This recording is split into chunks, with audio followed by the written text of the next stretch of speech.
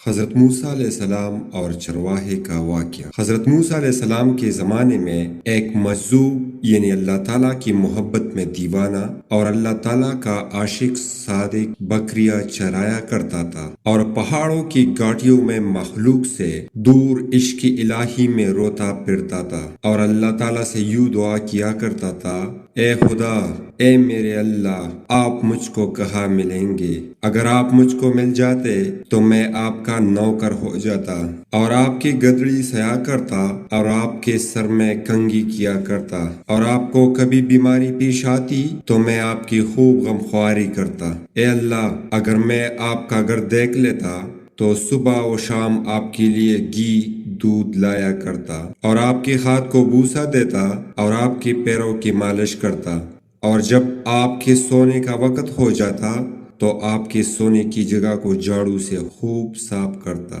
اے اللہ، آپ کے اوپر میری تمام بکریاں قربان ہو۔ اے اللہ، بکریوں کے بہانے سے میں جو الفاظ ہائے ہائے کرتا ہوں وہ دراصل آپ کی محبت کی تڑپ میں کرتا ہوں۔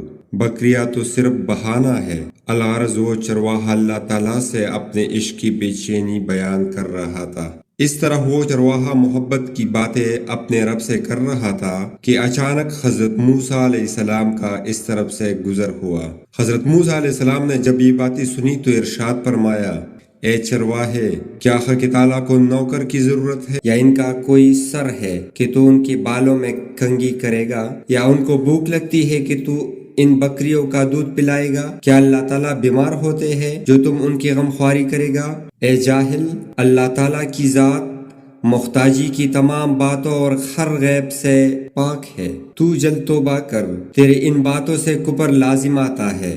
بے عقل کی دوستی بھی دشمنی ہوتی ہے۔ اللہ تعالیٰ تیری ان خدمات سے بے نیاز ہے۔ اس چرواہے نے حضرت موسیٰ علیہ السلام کی یہ باتیں سنی تو بہت شرمندہ ہوا اور غلبہ خوف اور مایوسی کی عالم میں انتہائی غمزدہ اور پریشان ہو کر گریبان پال ڈالا اور روتا ہوا جنگل کی طرف بھاگ گیا۔